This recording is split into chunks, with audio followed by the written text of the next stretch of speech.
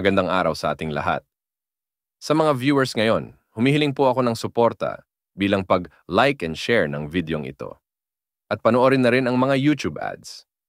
Halina't atin nang panoorin ang pangangaral ni Brother Eli Soriano. Alamin natin yung tinatawag na kaligtasan. Bakit natin kailangan ng kaligtasan? Lahat ng iglesia may kanya-kanyang pagtuturo tungkol sa kaligtasan. Kaya napaka matalinong step na alamin natin yung kaligtasan. Bagay, yung kaligtasan, isang salita lang po yun. Pero it involves so many things, yung tinatawag na kaligtasan. Pag sinasabi po yung kaligtasan, dapat unang-una maintindihan mo, pagka may kaligtasan, may tagapagligtas.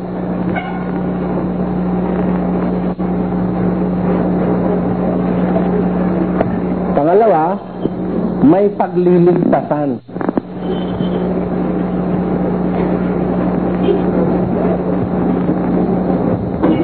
Pangatlo, may ililigtas.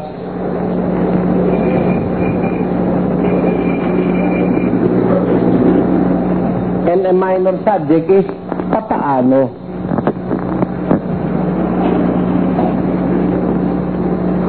Paano maliligtas o ililigtas, yung dapat iligtas ng tagapagligtas para mabuo yung tinatawag na kaligtasan. Diyan mayroong pinag-uusapang malalaking bagay. Ang karamihan, pag nagsasabi na ng kaligtasan, basta sumampalataya kay Kristo, ligtas ka. Tapos agad. Hindi nila alam, ang tinatawag na kaligtasan, kung Biblia ang ating pag-uusapan, naglalaman po ng 4 na malalaking bagay. Yung tagapagligtas, yung pagliligtasan, saan ililigtas, at saka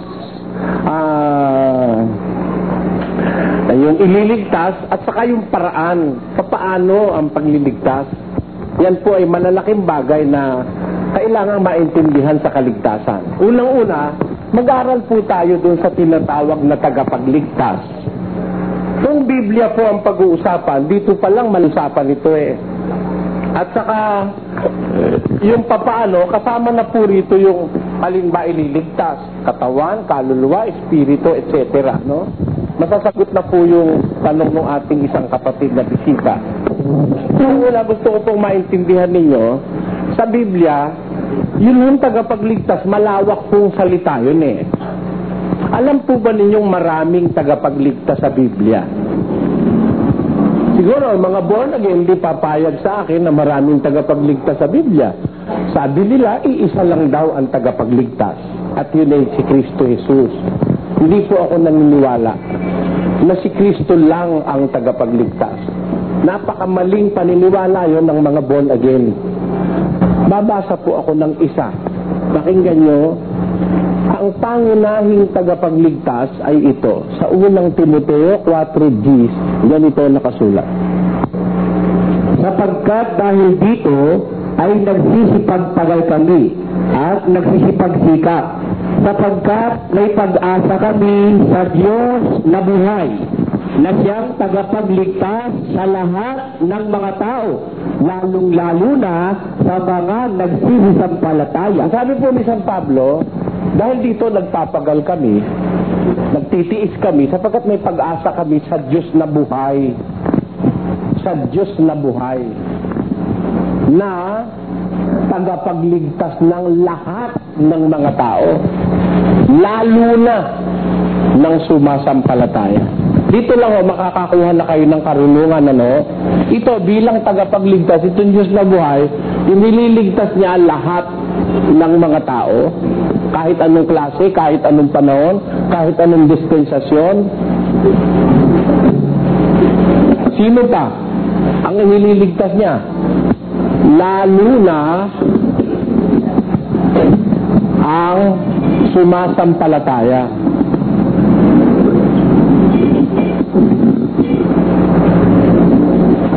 Ano ang palagay niyo pag ginagamit yung lalo na ang sumasampalataya? Pwede niya bang iligtas ang hindi sumasampalataya? Impliedly, pwede. Pwede. Pwede. Kasi yung salitang lalo nang sumasampalataya, it should not have been given emphasis kung yung isa ay hindi niya pwedeng iligtas. Pwede niyang iligtas yung sumasampalataya, pwede rin niyang iligtas yung hindi sumasampalataya. Kaya lang, lalo na pag sumasampalataya ka, the more chances you have for salvation. Yun ang unang tagapagligtas, yung Diyos na buhay. Sino po yung Diyos na buhay? Na siyang tagapagligtas ng lahat ng mga tao. Sino yung Diyos na buhay na yon? Pakinggan nyo. Sa Mateo 16:13, ganito po ating mababasa. At sumagot si Simon Pedro at sinabi, ikaw ang Kristo, ang anak ng Diyos na buhay. Ikaw ang wika ang Kristo, ang anak ng Diyos na buhay. Tayo humatol. Si Kristo ba ang Diyos na buhay? Explicit naman ang Biblia, hindi naman gago sumulat ng Biblia. Hindi kasing gago nung bumabasa ngayon. Si Kristo na yung Diyos na buhay. Hindi ka sira. Sinabi na nga ni Pedro, ikaw ang Kristo, ang anak ng Diyos na buhay. Pag anak, may tatay. Tama po ba o hindi? Pakinggan nyo may tatay. Sa Juan. Sa unang Juan. Sumaati nawa ang biyaya, awa at kapayapaan mula. Sumaati nawa ang awa, biyaya at kapayapaang mula sa Diyos Ama at kay Jesucristo, anak ng Ama. O, kita nyo. Magkaiba o hindi? Kaliwaliwanag eh. Sumati nawa ang biyaya mula sa Diyos Ama at kay Jesucristo, anak ng Diyos Ama. Kung di pa naman itong mga oneness na ito, huwag kayong magagalit ho. Si Kristo, anak ng Diyos na buhay, may Ama siya. Tama po. Maliwanag po ba yun, mga kapatid? Wala namang contradiction eh. Ang Ama, Diyos na buhay. Si Kristo, anak ng Diyos na buhay. Sumati nawa ang biyaya mula sa Ama, sa Diyos Ama, at kay Kristo, anak ng Ama. Okay, liwanag. Ano pang paliwanag ang gusto mo? Iba yung Ama, iba yung anak. Yung Ama, Diyos na buhay, tinatawag po yan na tagapagligtas ng lahat ng tao. Bakit lahat ng tao? Ever since the foundation of the human race, ang nagliligtas ang Ama na.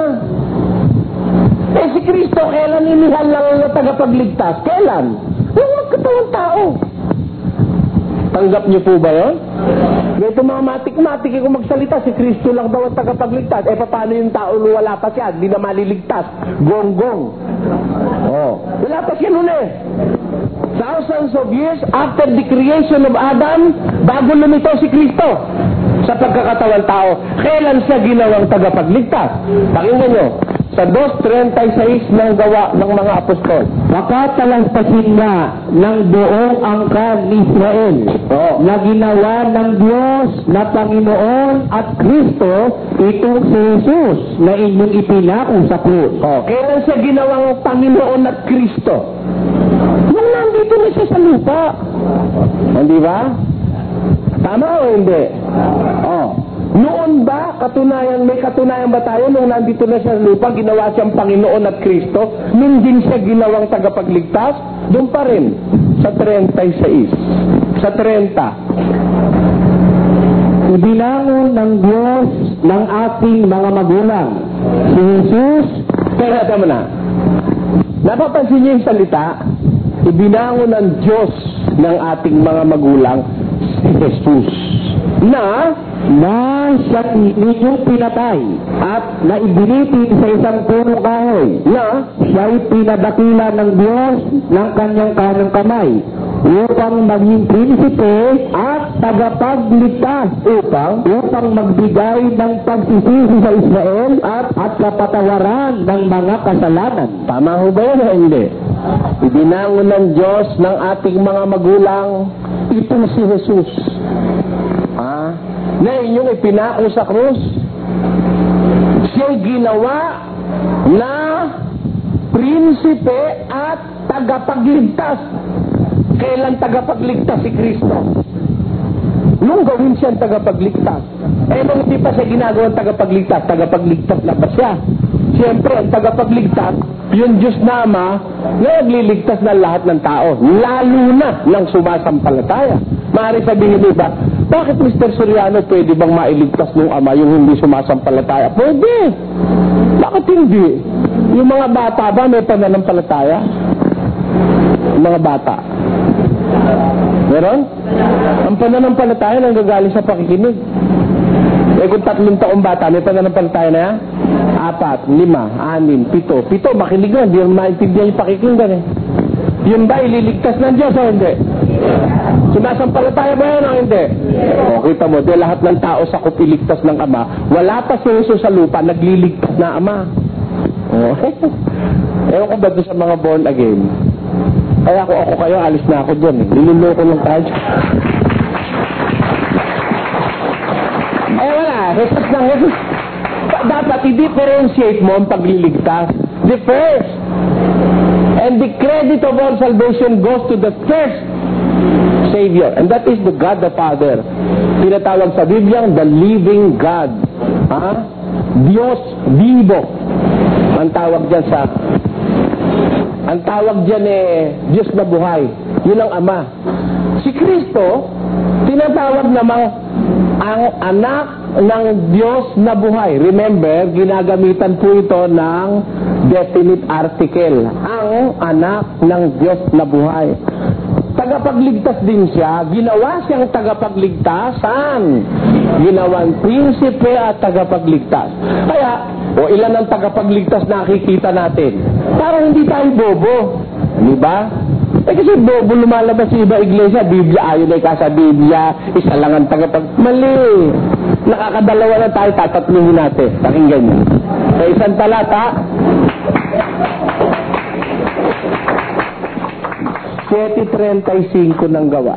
Ang Moses na ito, na kanilang itinakwil na sinasabi, sino ang sa naglagay na puno at uko, ay siyang sinugo ng Diyos na maging puno at tagapagligtas sa pamamagitan ng kamay ng anghel. Ano ang pagkakasugo? Pakiulit mo nga. Ang Moses na ito, na kanilang itinakwil na sinasabi, sino ang sa iyo'y naglagay na puno at uko, ay siyang sinugo ng Diyos na maging puno at tagapagligtas. Tagapagligtas ba si Moises? Wala pa si Kristo noon kaya ang nagliligtas noon yung tagapagligtas na inihalal ng Diyos, si Moises. Pag nadikit ka kay Moises, ligtas ka. Hindi nyo nakita sa ilang, lahat ng gustong sumama sa akin, hali kayo. Yung ayaw, nila mo ng apoy. Naligtas ba yung mga tagapagligtas ba si Moises? Sa panahon natin, meron pa ba? Pakinggan nyo. Mag-ingat ka sa iyong sarili at sa iyong turo.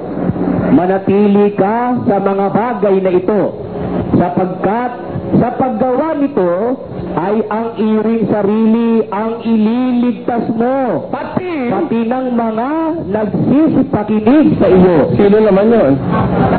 Si Timoteo yun. Mag-ingat ka sa iyong sarili.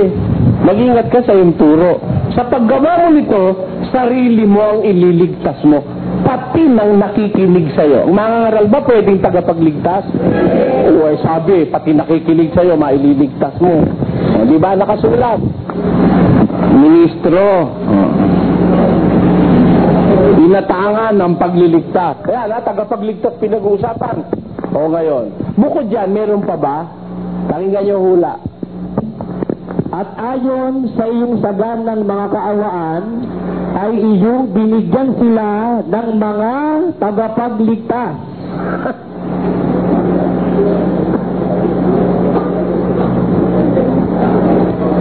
Ayon sa iyong saganang kaawaan, binigyan mo sila ng mga.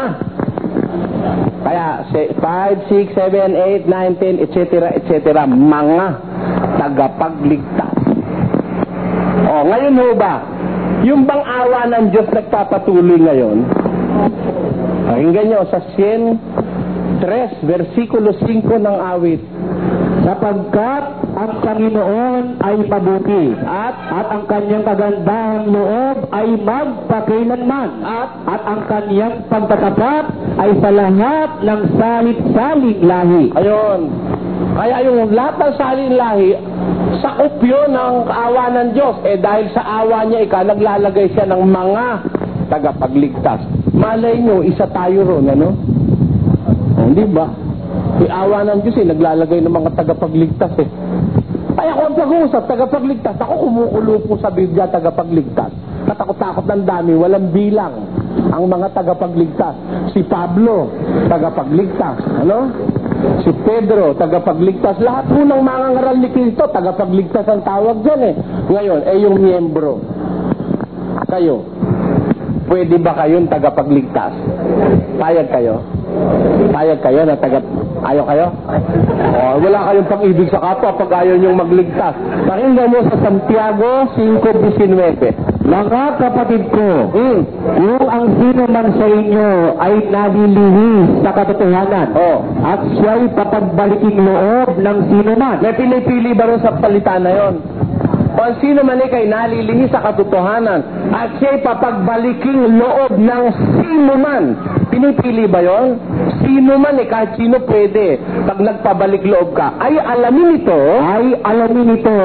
na ang nagparabalik loob ng isang makasalanan mula sa kamalian ng lakad niya ay magliligtas ng isang kaluluwa sa kamatayan. Magliligtas o hindi? Pag magliligtas, tagapagligtas o hindi? Tagapagligtas yun. Sino man, nagpabalik loob ka na, bawa isang lasenggo, nahikayat mong kumilala sa Diyos, tumigil ang pagkalasenggo. Magliligtas ka ng isang kaluluwa sa kamatayan. Di tagapagligtas ka rin. Payag ko kayo? Baka may tutol kayo. Itutol nyo. Maganda kung medyo sariwa-sariwa pa sa pinag-uusapan, tututol na kayo. I will open the forum.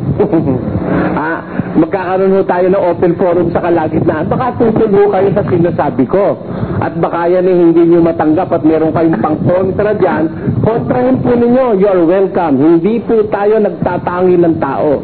Basta nakikipag-aral, mahal natin lahat ng kapwa sapagkat yun ay paraan ng Diyos para tayo makapaghasik ng kapwan.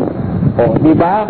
Pwedeng tagapagligtas ang sino mang kinakasangkapan ng Diyos para magligtas. Kasi yung tagapagligtas, magliligtas yun Kaya maraming tagapagligtas sa Biblia. Ang dami. Ngayon, eto ngayon. Ang daig tagapagligtas. Ano ang pagliligtasan? Ano? Halimbawa, ako, tagapagligtas ako. Halimbawa lang, huwag naman yung sabihin ako'y nagyayabang. Halimbawa, tagapagligtas ako, mangangaral ako. Saan ko kayo ililigtas? Ano ang pagliligtasan ko sa inyo? Kasi iba-iba yan Pag sinabing pagligtas, may pagliligtasan sa'yo. Saan? Di umpisahan natin. Halimbawa si Timoteo, si Pablo, mga unang ministro ni Kristo. Sila itinatawag sa Bibliang mga tagapagligtas. Tanong, saan nila inililigtas ang tao? Pakinggan nyo, sa 26, 17, 18 ng gawa. Na ililigtas kita sa bayan at sa mga hentil na sa karila'y sinusugo kita. Sinusugo kita sa mga hentil. Sabi ng Diyos kay Pablo, I'm sending you unto the Gentiles. Ano ang gagawin ni Pablo sa mga hentil? Upang idilat mo ang kanilang mga mata. Upang sila'y magbalik sa ilaw mula sa kadiliman at mula sa kapangyarihan ni Satanas hanggang sa Diyos. Saan ka ililigtas ng mangangaral? Ililigtas ka sa kadiliman. Aalisin ka sa kapangyarihan ni Satanas, malilipat ka sa kapangyarihan ng Diyos. Tama ho ba o hindi? Ulitin natin ang basa. Pakinggan nyo. Upang idilat mo ang kanilang mga mata, upang sila'y magbalik sa ilaw mula sa kadiliman at mula sa kapangyarihan ni Satanas hanggang sa Diyos. Kita nyo? Ang mangangaral nagliligtas. Saan ka ililigtas ng mangangaral? Aalisin ka sa kapangyarihan ng kadiliman. Kaya pagka ikaw nakapakinig sa isang mangangaral na nagtuturo ng aral ng Diyos, ano magiging kondisyon ng buhay mo? Kolosas 1:13. Pakinggan nyo nakasulat. Na siyang nagligtas sa atin sa kapangyarihan ng kadiliman. O kita nyo, dahil palang kaligtasan sa Biblia. Siya ang wikang nagligtas sa atin sa kapangyarihan ng kadiliman. Yung palang maalis ka sa kadiliman, isang kaligtasan na yun. Yung maalis ka sa kapangyarihan ng kasalanan, ng kadiliman, ng demonyo, maalis ka sa kapangyarihan ni Satanas, naligtas ka na kay Satanas. Naligtas ka na sa kasalanan. Pero hindi ibig sabihin, tapos na. Hindi pa tapos. Yung palang maalis ka sa kadiliman, isang kaligtasan na yun. Yung maalis ka sa kapangyarihan ng kasalanan, ng kadiliman, ng demonyo, maalis ka sa kapangyarihan ni Satanas, naligtas ka na kay Satanas. Naligtas ka na sa kasalanan. Pero hindi ibig sabihin, tapos na. Hindi pa tapos.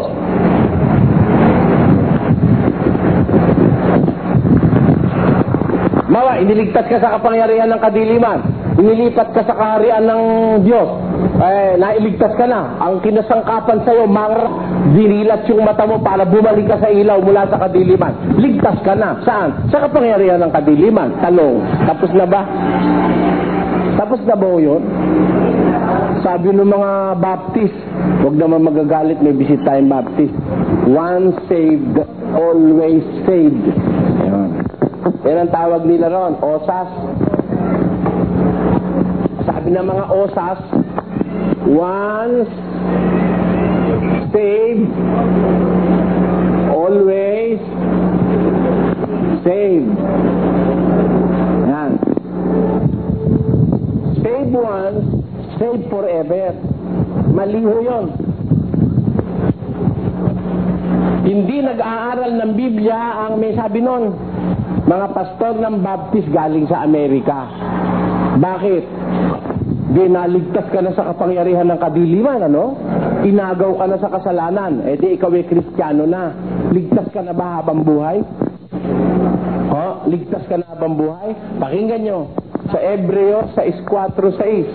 Sapagkat tungkol sa mga minsang naliwanagan at nakalasap ng kaloob ng kalangitan at mga nakabahagi ng Espiritu Santo at nakalasap ng mabuting salita ng Diyos at ng mga kapangyarihan ng panahong darating. Saka nahiwalay sa Diyos ay di maaaring baguhin silang muli sa pagsisisi. Hindi pala naman once saved, always saved eh.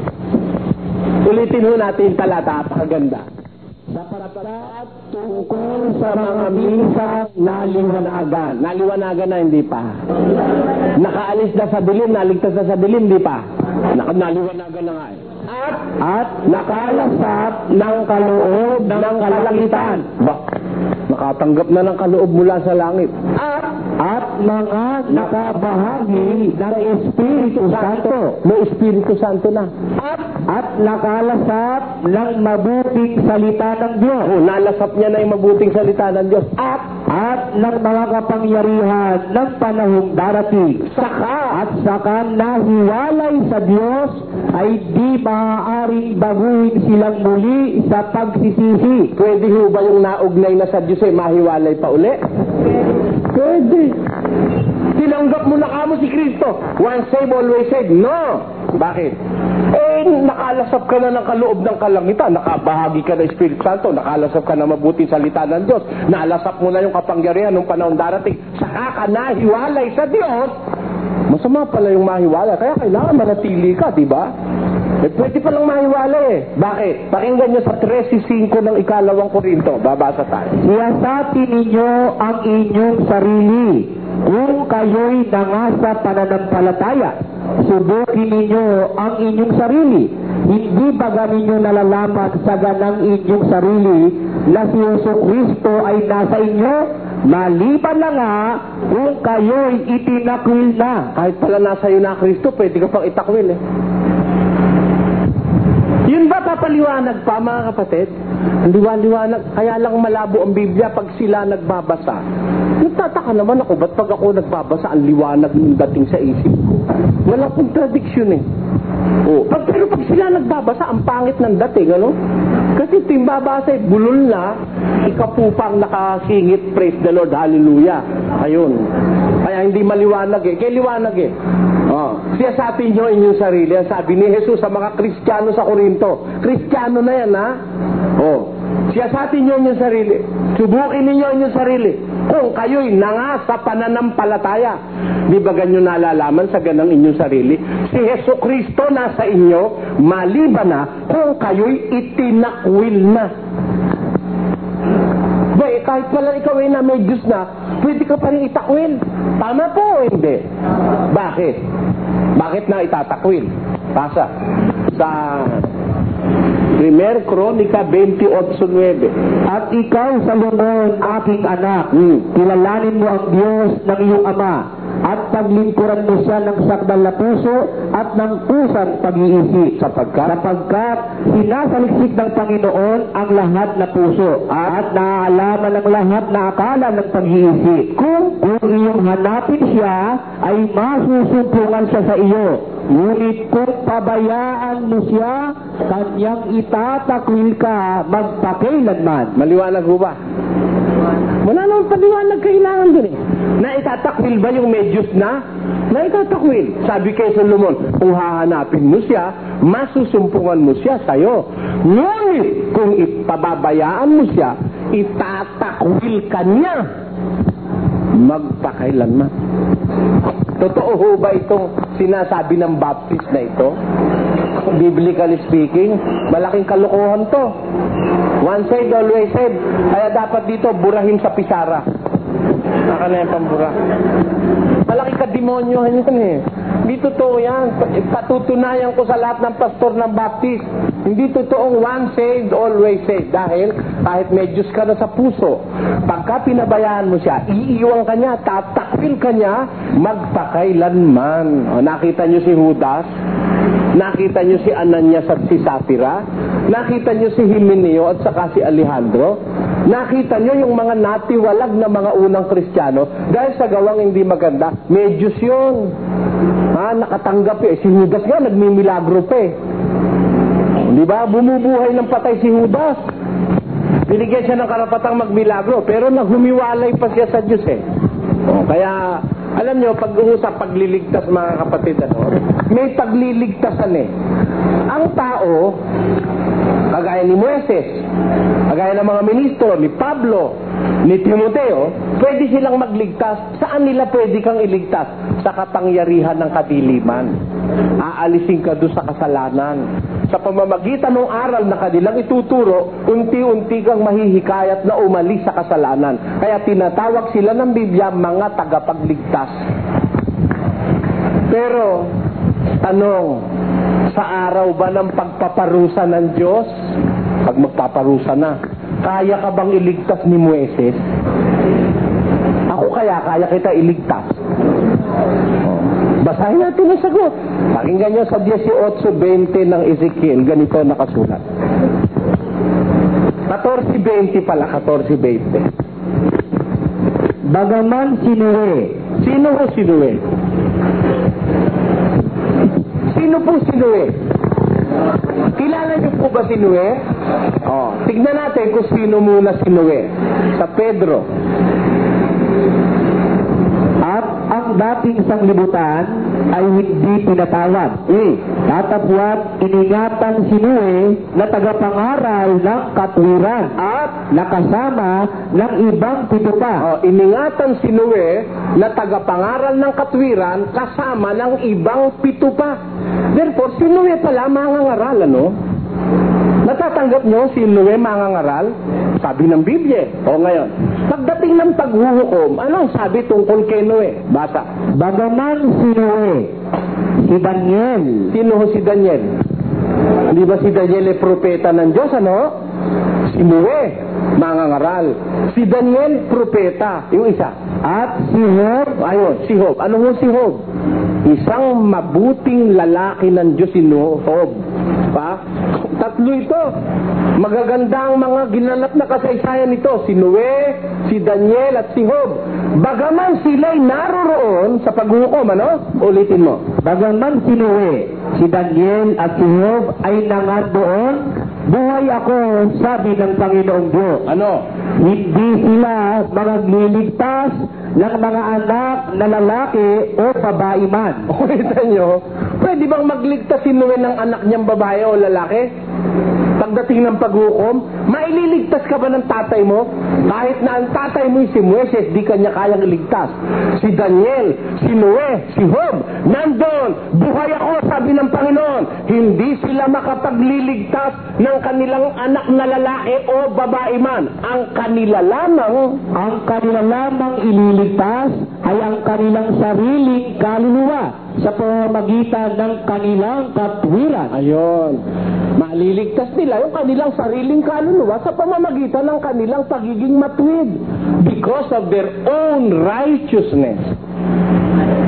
Kita nyo.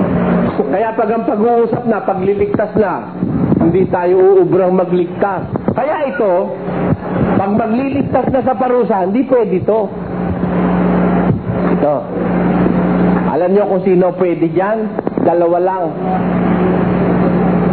Yung ama at saka yung anak. Pero huwag mo ipapasolo kay Kristo. Antikristo ka na. Ang mga buwan lagi, lalo na yung kay Medina, no? All for Jesus. Ang manalangin sa ama, Antikristo. Sira. Dapat daw kay Jesus na lang lahat. Talagang 3 linggo namin pinagtatalunan niya kay Manolo Pabis eh. Pag nanalangin ka raw kay sa Ama, demonyo ka dahil dapat daw si Kristo lang. O kung di ba naman sira patulog nun, ano? Kumbaga sa turotot, ano yon, basag. Bakit? Pakinggan nyo. Unang Juan 2:22. Ito ang Antikristo. Sa makatuwid ay ang tumatanggi sa Ama at sa Anak. Sino ang Antikristo? Ang tumatanggi sa Ama at sa Anak. Para wag kang Antikristo, tanggapin mo yung Ama, tanggapin mo yung Anak. Para wag kang maging Antikristo, tanggapin mo yung Anak, tanggapin mo yung Ama.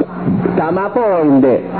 Pakinggan niyo ang sabi ni Kristo. 14:1 ng Juan. Huwag magulumihanan ang inyong puso. Magsisampalataya kayo sa Diyos, magsisampalataya naman kayo sa akin. Ilan? Sumampalataya kayo sa Diyos. Sumampalataya rin kayo sa akin ba? Yung oneness, isa lang. Delikado kaligtasan nyo. Kung ako magmamadali na akong umalis, maghahanap ako ng mas tama, biro mo, yung isa, Jesus lang. Yung namang Muslim, ama lang, ayaw naman kay Jesus. Yung Muslim, o baka may Muslim mo dyan, pasensya na kayo. Muslim, Allah, mapupunta ka sa impyerno pag hindi mo tinanggap si Jesus. Dapat dalawahin mo. Hindi po pwede yung ama lang, hindi pwede yung anak lang, pareho yun. O Antikristo ang tumatanggi sa Ama at sa Ama. Magsisampalataya kayo sa Ama, magsisampalataya kayo sa akin, ang wika ni Jesus. Kaya yan dalawang makapangyarihan pagka magliligtas na sa parusa. Ngayon, tanong natin ganito. Kung ang tao, mga ministro, mangaral ng Diyos, pati miyembro, pwedeng magligtas, ano? Pwede siya magpabalik loob. Ililigtas natin sila sa kasalanan, sa bisyo, sa kapangyarihan ng kadiliman. Pwede nating mailigtas ang ating kapwa. Pwede natin mahila sila sa liwanag. Ang tanong ganito, kung si Kristo naman ang magligtas, saan naman siya nagliligtas? Saan? Ano ang pagliligtasan ni Kristo sa mga ililigtas niya? Unang-una nang magkatawan tao siya sa Israel, ito ho ang tungkulin niya noon. Sa 15:24 ni Mateo. Datapwat siya'y sumagot at sinabi, Sumagot si Jesus at sinabi. Ano sabi?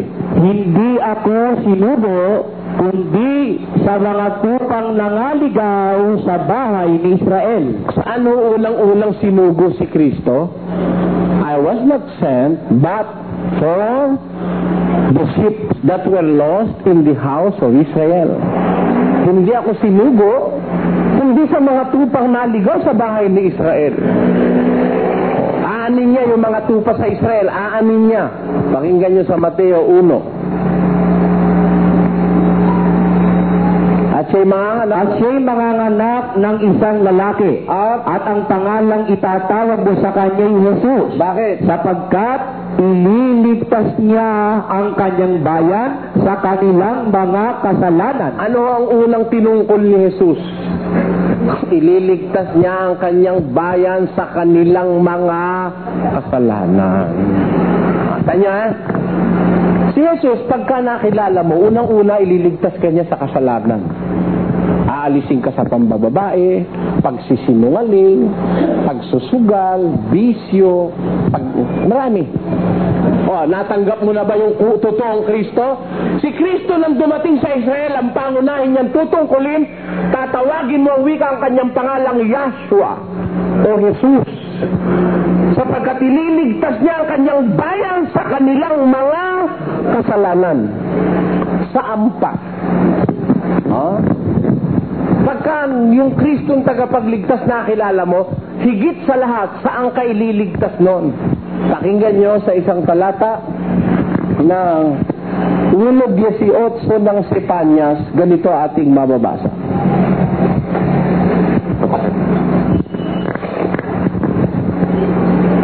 Kahit ang kanilang pilak o ang kanilang gintuman ay hindi makapagliligtas sa kanila sa kaarawan ng kapuotan ng Panginoon, kundi ang buong lupain ay masusupot sa pamamagitan ng apoy ng kanyang paninibugho, sapagkat wawakasan niya o isang kakilakilabot na wakas nilang lahat na nagsisitahan sa lupain. Pagdating ho ng pagwawakas, mga kapatid, kahit ang kanilang ginto, ang sabi ng Biblia, kahit ang kanilang pilak man, hindi makapagliligtas sa kanila sa kaarawan ng kapuotan ng Panginoon. Sabi ng Biblia. Kundi ang buong lupain ay masusupok sa pamamagitan ng apoy ng kanyang paninibugho, sapagkat siya'y gagawa ng isang wakas, isang kakilakilabot na wakas nilang lahat na nananahan sa lupain. Therefore, doon natin kailangan si Jesus. Wala nang pwedeng magligtas doon kahit sino Kahit pera, kahit pila, kahit tatay, kahit nanay, kahit kapatid, kahit sino pa. Kahit mangaral, di kita pwede iligtas doon. Sino ang tagapagligtas doon? Si Jesus. At saka, ang Diyos na buhay na tagapagligtas ng lahat ng tao. Lahat ng tao in the sense na wala pa si Jesus, nagliligtas na ang Diyos. At yung lahat ng taong nabuhay bago dumating si Jesus, ililigtas yon ng Diyos na buhay, na siyang Ama ng ating Panginoon Kristo. Saan ang final na pagliligtas? Doon sa puot at galit ng Diyos, doon sa araw ng paghukom. Doon tayo ililigtas. Hindi sinabi sa Biblia, ang sumasampalataya kay Jesus, kahit mabangga ng eroplano, mawawasak ang eroplano pero hindi ka magagasgasan. Meron bang ganon? Wala sa Biblia, no? Ang katunayan, yung mga unang Kristiyano, nagkakasakit din Kaya siguro sa mga puntong ito, mga kapatid, dapat tayo mag-ingat. Pag-aralan natin ang Biblia at litisin natin ang sinasabi kung tumatama sa mga pinagsasasabi ng mga pastor ngayon. Unang-una, ilan ho ang tagapagligtas sa paghuhukom? Ilan? Ang Diyos na buhay at saka ang anak ng Diyos na buhay. Sila ang makapagliligtas sa tao sa araw ng kapuotan ng Panginoon. Ang tanong, sino ang ililigtas? Di ba magandang tanong yung sino? Saka natin aalamin kung paano. Ang pagliligtasan, alin? Yung kapuotan ng Diyos. Ang tagapagligtas, ang Ama at saka yung Anak. Ang tanong, sino ililigtas? Sino yun? Ang Panginoon ikay tanggapin mo bilang personal na tagapagligtas. Pansariling tagapagligtas. Personal, ha? Isa na naman termino ng katat. Hindi ko kasi matawag ng magandang tawag eh. Masama kasi sa Diyos yun eh. Sasabihin ko pa ba mga reverendo yung mga yon? Ang dapat katapat, reverendo, hindi tarantado, dapat nung itapat mo. Masama sa Diyos yun eh. Sasabihin mo pa kagalang-galang, reverendo, manluloko na. Pakinggan nyo sa Biblia. Igalang ang pagkatao ng masama ay hindi mabuti. Mabuti ba? No. Igalang ang pagkatao ng masama ay hindi mabuti. Kaya hindi ako tatawag na reverendo doon sa mga yun eh. Ang bagay tawag doon, mga luko-luko, mga siraulo, mga unul. Yun ang tawag sa Biblia. Mga unul, siraulo, walang hiya. Yun ang tawag sa Biblia. Pati tanga sa Biblia. Tanga, hangal. Yun ang mga tawag doon. Pero para tawagin mo reverendo, ano o sira, ikaw na lang magsamo. Ang tumawag na reverendo dyan sa mga manluloko na yan. O ngayon, may magliligtas, may tagliligtasan. Sino ang ililigtas at paano maliligtas? Personal ba? Hindi pwede personal eh. Hindi ba yung personal, pagka tinawag personal property, iba sa real property. Ang real property, gaya ng real estate, pwedeng isalin at pwedeng gamitin ng iba. Somehow, in the other side of it, pag tinatawag na personal property, pang sarili ko lang yun. Ako lang ang pwedeng gumamit nung, halimbawa, sipilyo. Papahiram ko ba yun? Hindi, tawagin mo na ako maramot. Ba't ko papahiram yung sipilyo ko? Mamaya, may hepatitis B ka, dinahawa pati ako. Kaya yung sipilyo ko, personal property ko yun. Diba? Yung brief. Ba't kung may gonorrhea ka, papahiram kita, di pati ko nahawa ng gonorrhea.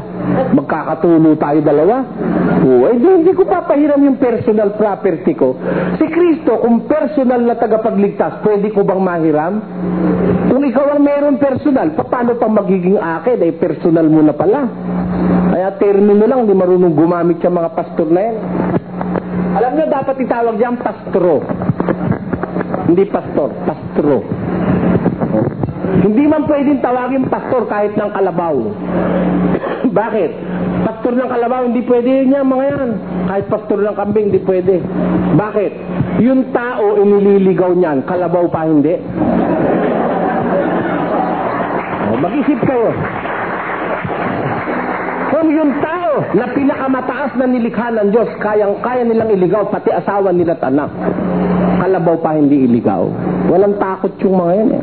Mga pastor na walang takot, 12 ni Judas, pakinggan nyo. Walang katakot-takot, magturo, mali-mali kung magturo eh. Hindi natatakot sa Diyos, pakinggan nyo. Mga pastor na walang takot, na nagpapasabsab sa kanilang sarili. Mga alapap na walang tubig, na tinatangay ng mga hangin. Mga punong kahoy sa taginaw na walang bunga, na makalawang namatay, na binunot pati ugat. Sila, mga mababangis na alon sa dagat. Mababangis na alon sa dagat yung mga pastor na yan. Na pinagburubula ang kanilang sarili kahihiyan. Ganyan yung alon sa dagat. Yung dumi niya, siya nagkokos na bumula yung kanyang dumi. Ganun yung pastor na walang takot. Sila rin ang nagkokos nung kanilang kahihiyan. Hindi ba katakot-takot na kahihiyan yung pinaggagawa niya yan? Tapos, mga bituing gala. Bituing gala. Ano yung sabihin bituing gala? Bawat bituin, meron lalagyan. Meron definite place. Itong mga ito, bituing gala. Walang talagang paninindigan ang ibig sabihin. Kahit ano marinig, pulot sa Amerikano, pulot sa Alemanya, pulot sa Roma, pulot lang sila ng pulot. Kanya-kanya sila, kaya pare-pareho sila na napagpupulot eh. Kaya yan, madaling hatulan. Pag tanga yung pinulutan, tanga rin yung namulot. Tama, hindi. Siyempre, ang napulot mo, hallelujah, praise the Lord. Hallelujah, amen, praise the Lord, glory to Christ Jesus, glory to God. Di ba, pogi ako mga kapatid? Amen! Sabi mo, glory to Christ Jesus. Purihin natin, palakpakan natin ang Panginoon. Ha? Di ba pare-pareho sila? Manood ka. Pare-pareho may ganun. Pangalan ng Sos!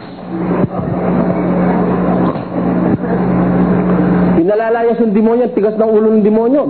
Dinidikdik ka sa pangalan ng Sos! Cast out! Ang dami na. Ay, parang papakanon po yung demon possessed doon.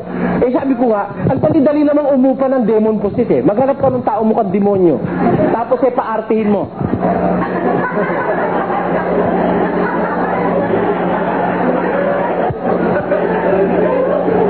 Kaya ko rin yun, hoy. Kaya hindi ka panipaniwala yun eh.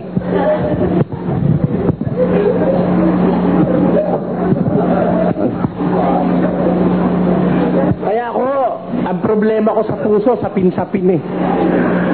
Ang iniisip ko, paano ko kaya maaagaw itong mga taong ito? Niluloko. Kung ako lang maraming pera, lahat ng istasyon sa radyo at lahat ng TV station may programa ako para mapakinggan ako ng buong Pilipinas. Wala lang kong pambayad na marami. Eh, kung ako lang maraming pera, araw-araw lalagay ko mula umaga, tanghali, gabi may broadcast ako. Kung ako kagaya ng iglesia ni Manalo sa Dain ng Pera, hindi pwedeng hindi mo ako mapanood. Channel 2, andun ako. Eh, ayaw mo sa akin. Lilipat Channel 4, andun uli ako. Oh. Lilipat ka Channel 7, andun pa rin ako. 5, pumunta ka, andun pa rin. Oh. Pag makikinig ka na, pagdating sa 13, wala na eh. O, meron pa ka Channel 29. Pupunta rin ako ron. Marami kong pera eh. Kung marami kong pera, wala nga lang kong pera. Kung may pera ako, panoorin nyo. Pag ako'y tumama, kasi mula pa kasi nung unang tinatawag ng Diyos mga ngaral, mahirap eh. Mahirap lang. Si Pedro, mangingisda. Si Andres na kanyang kapatid, mangingisda rin. Mga ordinaryong mamamayan. Ang natatangi lang sa mga apostol, si San Pablo, abogado eh. Si Lucas, doktor. Hindi naman apostol si Lucas, evangelist yun. Ngayon, sino ililigtas? Personal ba ililigtas? Tingnan natin, no? Tapos, pag iniligtas, saan dadalhin? Sa langit o sa lupa? Sabi ng saksi, sa lupa. Sa lupa raw. Ang paraiso raw sa lupa. Tanong ko, asan ba talaga paraiso? Sa lupa ba? Ito ang lupa. Ito mamanahin ng maaamo. Babasa yung 5:5 ng Mateo. Mapalagang maamo, mamanahin nila ang lupa. Nung nakabasa ng lupa, ito na yon. Ano gagawin daw dito? I-renovate daw ito, bubuldeserin. Pagagandahin daw ang lupa. Yung ilog Pasig, mabubuhay uli ang piso sa Pasig. Ayan. Yan ang pangarap ng mga saksi ni Jehovah. Ngayon, aalamin natin, kung maliligtas tayo, saan tayo pupunta? At kung maliligtas tayo, alin ang maliligtas sa atin? Kaluluwa, katawan, o espiritu? Alin? Kagaya ng tanong ng kapatid. Magkakaugnayan eh. Pakisulat nyo. Kung maliligtas, alin ang ililigtas? Kaluluwa, katawan, espiritu. Kung maliligtas, saan dadalhin? Saan dadalhin? Sa langit, sa lupa, sa purgatorio, o saan? Alamin po natin yan. Maraming salamat sa mga nanood at sa mga hindi nag-skip ng mga YouTube ads bilang suporta sa aking channel.